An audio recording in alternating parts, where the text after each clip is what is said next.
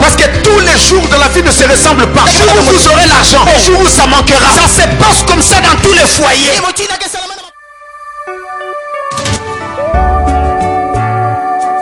Oh Seigneur, aide-moi à toujours rester attaché à ta parole, quoi qu'il en soit. Amen.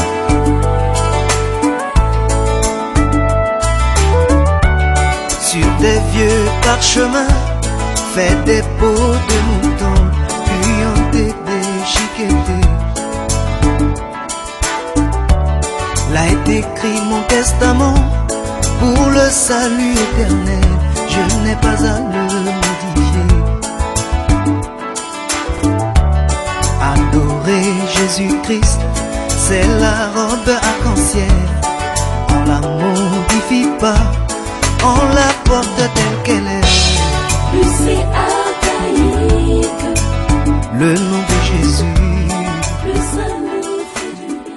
Alors maintenant, nous allons essayer de gagner du temps et nous allons lire une portion de la parole pour trouver une exhortation qui va nous permettre alors d'établir ce mariage sur un fondement solide. Comme dans un pays, quand on lève les couleurs, les gens se tiennent debout pour respecter le drapeau national. Et bien dans une église chrétienne également, quand on lit la parole, on se tient debout pour respecter les couleurs de la parole. Alors, nous allons nous lever un moment et nous ouvrons dans le livre des Proverbes. Le livre des Proverbes, chapitre 31. Proverbes chapitre 31. Du verset 10 au verset 31. Mais je ne vais pas tout lire. Je vais lire juste certaines parties qui vont nous être utiles. Mais en regardant ce texte à la maison, si vous vous y sentez conduit, vous pourrez partir du verset 10. Donc je vais juste faire une lecture saute-mouton. Proverbe chapitre 10, lisons au nom du Seigneur Jésus. Qui peut trouver une femme vertueuse? Elle a bien plus de valeur que les perles.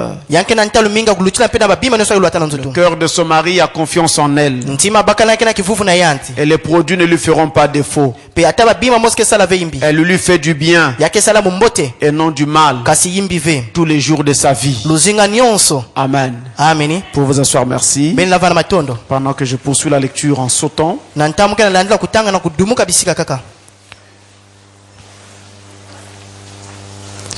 Elle veille sur ce qui se passe dans sa maison. Et elle ne mange pas le pain de paresse. Ses fils se lèvent. Et la disent heureuse. Son mari se lève et lui donne des louanges. Plusieurs filles ont une conduite vertueuse. Mais toi, tu les surpasses toutes. La grâce est trompeuse et la beauté est vaine. La femme qui craint l'Éternel est celle qui sera louée. Amen. Que Dieu bénisse sa parole. Puissions-nous dire un mot de prière juste avant de commencer à dire quoi que ce soit. Notre Seigneur, nous te recommandons cette occasion. Puisses-tu bénir la parole que nous venons de lire pour faire que, Seigneur, cela nous apporte quelque chose qui aidera nos âmes et nos vies et qui aidera aussi particulièrement ce couple. Nous te recommandons tout au nom de Jésus-Christ. Amen. Merci. Alors je voudrais parler sur l'avant-dernier verset de cette section de l'écriture que je vous ai donnée. Le verset 30. Où il est dit que la grâce est trompeuse. La beauté est trompeuse. C'est sur ce passage que je voudrais donc parler un petit moment avant de bénir ce mariage. En lisant le chapitre 31 du livre des Proverbes, je me suis placé directement à la fin du livre des Proverbes. Donc nous sommes ici à la fin du livre des Proverbes. Ce grand livre de la sagesse. Et c'est à la fin de ce livre que nous trouvons notre texte. Tout le monde sait avec moi que la fin d'un livre contient en général la conclusion. La conclusion du livre qui résume en quelques lignes ce qui a été développé dans le livre. Et ici donc nous sommes à la fin du livre des Proverbes. Donc si vous voulez dans la partie conclusion, et ce passage que nous venons de lire est en fait un poème. Mais un genre de poème qu'on appelle en français un poème acrostiche. C'est-à-dire un poème dans lequel chaque vers, chaque verset commence par une lettre. Et si vous prenez les premières lettres de chaque vers, en les prenant verticalement, ça vous donne un nom ou un mot. Et dans le cas de ce proverbe ou de ce poème, nous avons ici dans chaque verset, dans chaque vers de ce poème, une lettre de l'alphabet hébraïque. Paradoxalement, dans ce poème, quand vous prenez ces lettres de façon verticale, nous allons de la première lettre de l'alphabet hébraïque, Aleph, à la dernière lettre de l'alphabet hébraïque. Et c'est vraiment paradoxal. Comme si Dieu avait vraiment lancé quelque chose de fondamental dans cette conclusion. Et ce poème fait l'éloge de la femme vertueuse, l'éloge de l'épouse de valeur, l'éloge de la femme parfaite. Et ce poème, on pourrait le dire, nous décrit donc de A à Z, en tout cas les vertus de l'épouse, ce qu'une vraie épouse doit être. Nous vivons aujourd'hui dans une société où l'apparence compte beaucoup. L'apparence compte beaucoup. Comment vous paraissez? Quel look vous avez? Est-ce que vous êtes beau? Est-ce que vous êtes présentable? Dans notre société d'aujourd'hui, cette valeur compte beaucoup. Elle est pratiquement mise en avant, à tel point que il y a beaucoup de choses qui sont consacrées à cette valeur. Nous avons de grandes études sur la beauté dans notre âge. De grandes études sont faites sur la beauté. Nous avons un peu partout des instituts de beauté qui travaillent à la beauté des femmes et même à la beauté des hommes d'ailleurs, mais beaucoup plus à celle des femmes.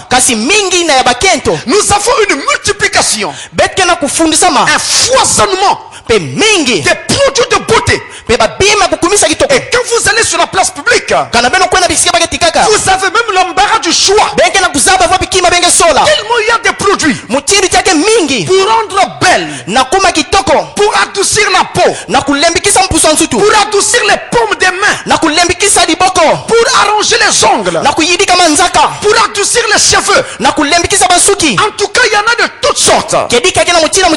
Et nous avons également un foisonnement de magasins de beauté.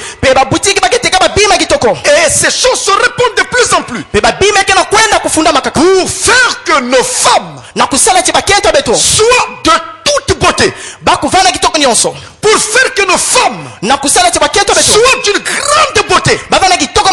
La beauté tient une place primordiale dans notre génération. Dans notre temps, nous vivons même à l'ère de la chirurgie esthétique, où l'on peut changer votre nez, on peut modifier étouffer votre bouche. On peut vous rallonger la taille. On peut faire tout sur vous. Jusqu'à changer même votre sexe.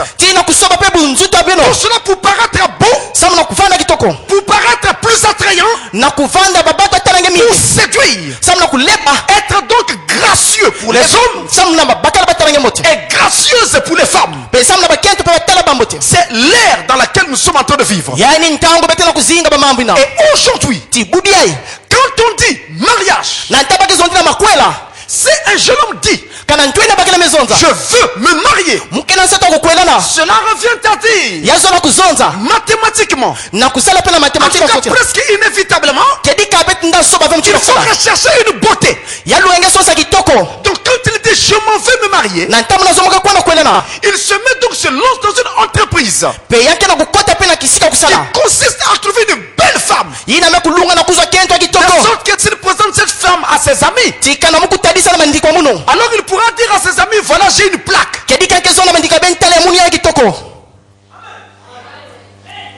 C'est dans ce temps dans lequel nous sommes en train de vivre. Se marier signifie, pour les gens de ce siècle, rechercher la beauté, rechercher une belle femme, une femme belle. Et il y en a qui disent, j'ai mon argent, c'est moi qui vais me marier. Pourquoi je ne vais pas choisir celle que je veux? Une femme qui est gracieuse, une femme qui est de toute beauté. Eh bien, mes amis, l'argent et la beauté ne suffisent pas. Il y a une différence d'un point de vue biblique entre une belle femme et une bonne femme.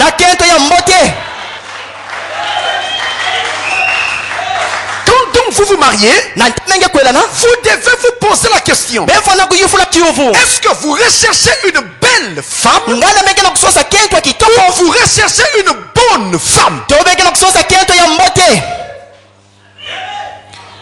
Une belle femme est assez facile à trouver, parce que nous vivons dans un siècle où la prophétie biblique avait annoncé que toutes les femmes deviendront belles.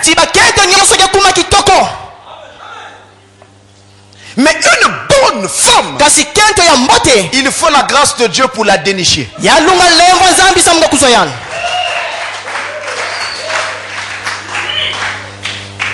Et si vous mettez ces deux femmes côte à côte, pour en tirer une comparaison, ici vous avez la bonne femme et de l'autre côté vous avez la belle femme.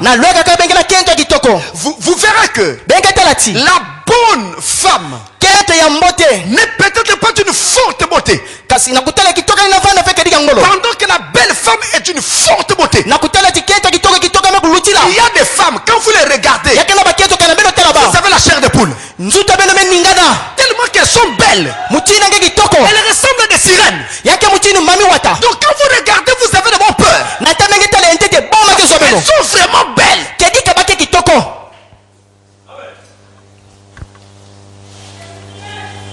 Mais vous verrez que la bonne femme tire son charme de son caractère,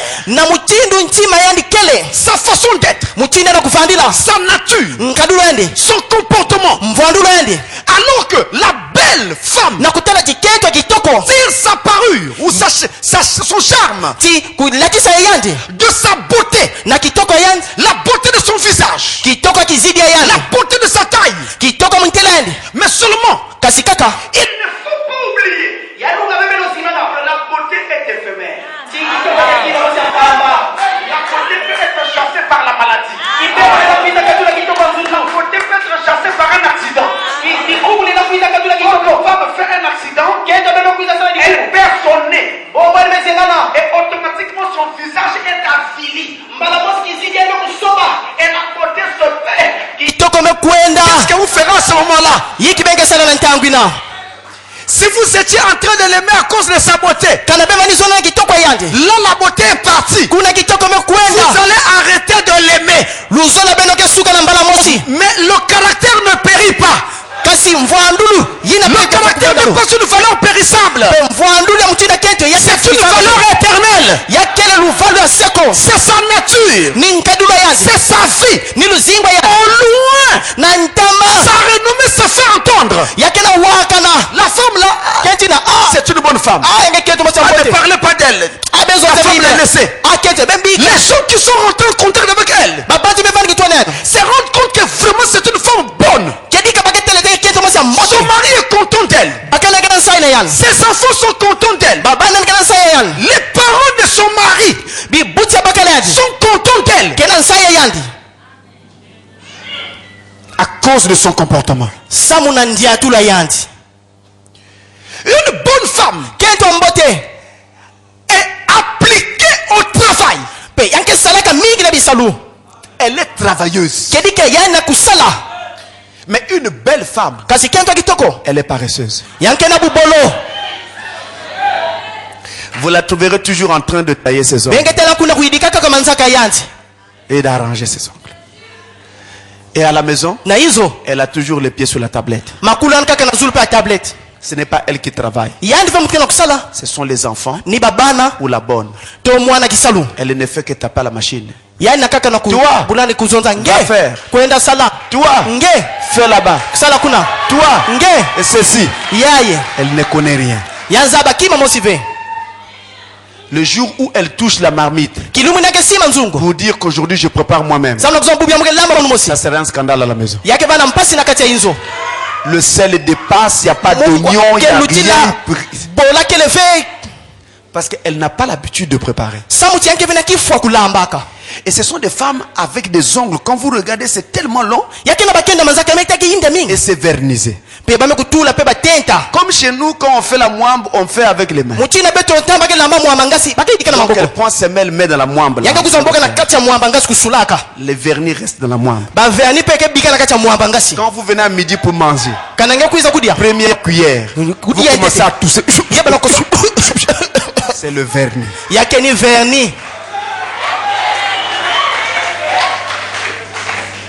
C'est ça une belle femme.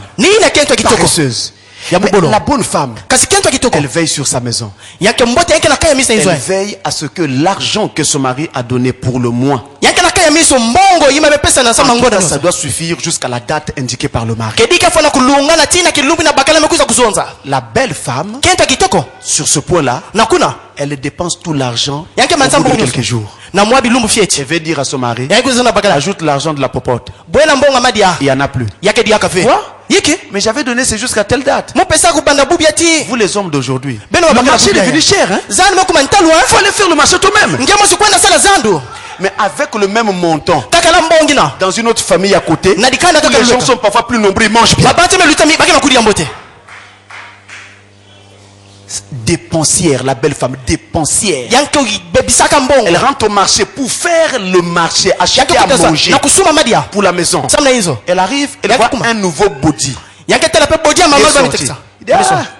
J'ai fait le marché d'un jour seulement. L'autre jour, je prends d'abord le body là.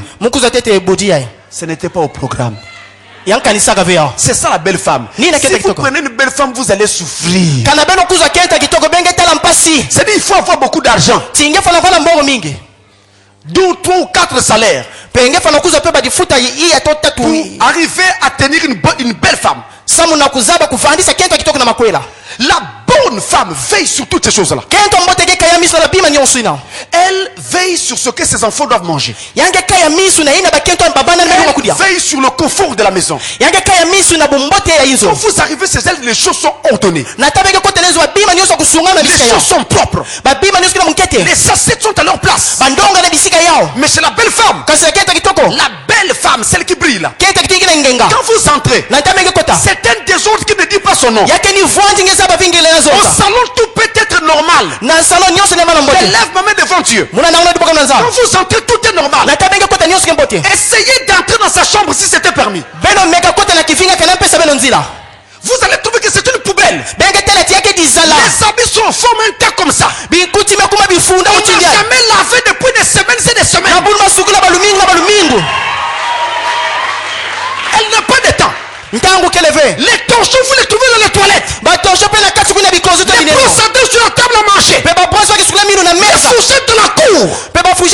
C'est quel genre de femme ça?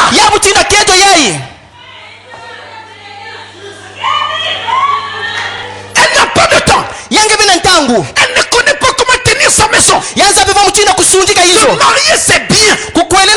Mais il ne faut pas les faire honte à vos parents une fois dans le mariage.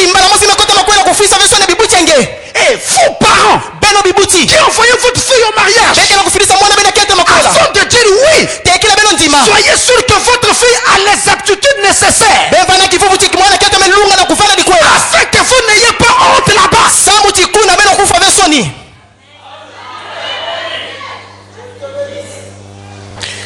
La bonne femme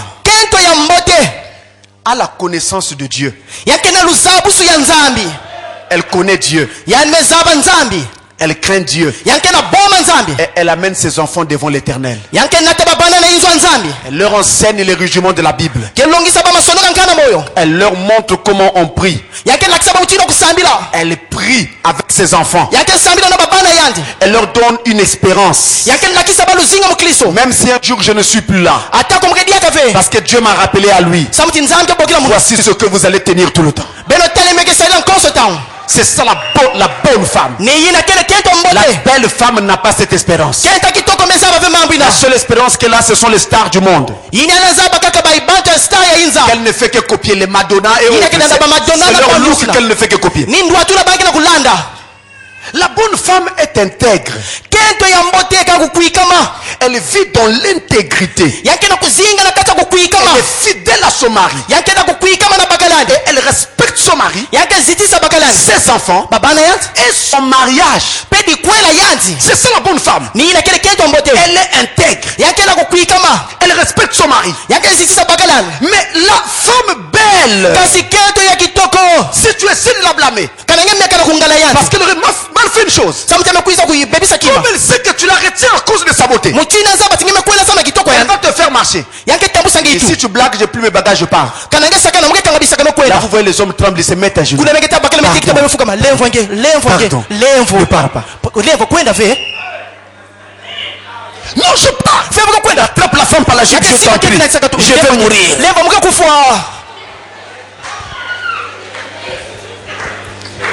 Ça c'est la belle femme. Il dit même chez mes parents, ne me parlez pas comme ça. Je ne te permets pas. Et quand il parle là, il a le doigt comme ça. Et le doigt sur le visage de son mari. Parfois ça touche la tête. Toi. Parfois il va plus loin. Qu'est-ce que tu as dans la tête, toi?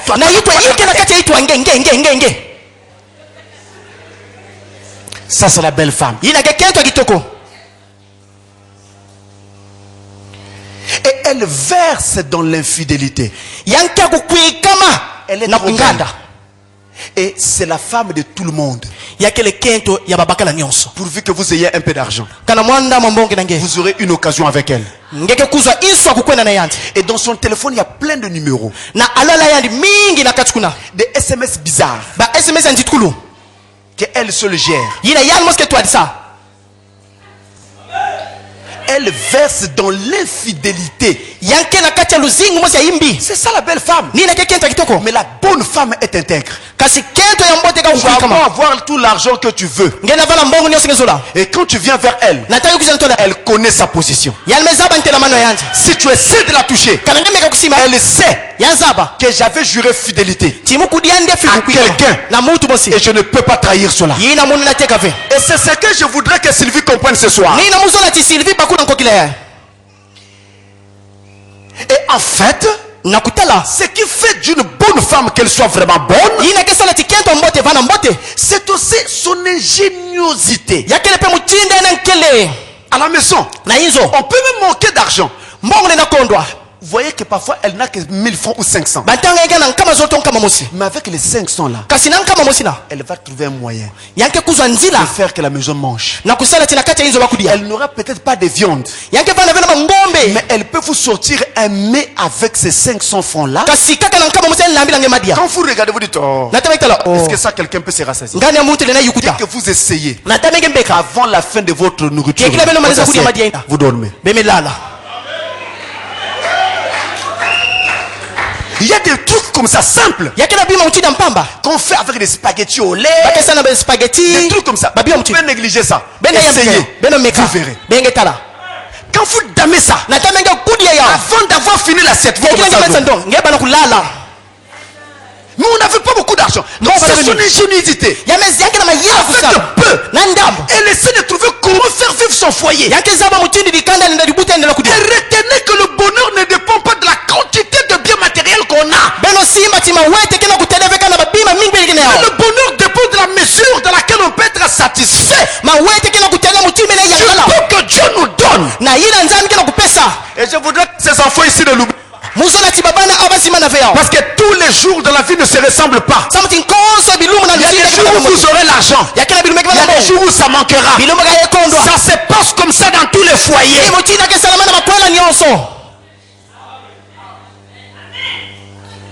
Vous dites Amen. Et cette femme craint vraiment Dieu. Et c'est de sa crainte de l'Éternel que vient donc sa force et sa dignité. Oui, elle a introduit Dieu dans son foyer. Et dans le plan de Dieu, le mariage était prévu se faire entre 3 personnes et non pas entre 2 personnes, mais entre 3 personnes. Ce n'est pas comme disent les gens du monde que mariage égale c'est 1 + 1 = 1. La Bible ne le dit pas. Dans la Bible, le mariage c'est 1 + 1 + 1 égale 1. 3 personnes. L'homme, la femme et Dieu. C'est ça le plan de Dieu. C'est pourquoi dans le jardin d'Éden, le tout premier mariage qu'il y avait eu, il y avait Dieu au centre. Adam, Ève et Dieu. Et la Bible dit dans le livre d'Ecclésiaste, au chapitre 4 et au verset 12, la corde à 3 fils ne se rompt pas facilement. La corde à 3 fils ne se rompt pas facilement. Dans un mariage, nous avons 2 cordes qui s'unissent. L'une des cordes représente l'homme. La seconde corde, l'autre corde représente la femme. Mais on doit avoir une 3e corde. C'est Dieu. Dieu est le 3e brin de la corde. Dans un mariage, le 3e brin de la corde. Et je voudrais que Jérôme et Sylvie n'oublient pas qu'ils ne doivent en aucun cas sortir Dieu de leur foyer. Le jour que vous le ferez, les difficultés commenceront là. Vous pouvez manquer de tout, mais Dieu doit toujours avoir sa place dans votre foyer. La corde à 3 fils ne se rompt pas facilement. C'est quelque chose qu'il faut vraiment retenir. Amen. Nous sommes dans un âge où la beauté prime. Mais quand nous nous marions, cherchons plutôt le caractère. Une bonne femme vaut mieux qu'une belle femme. Que Dieu vous bénisse.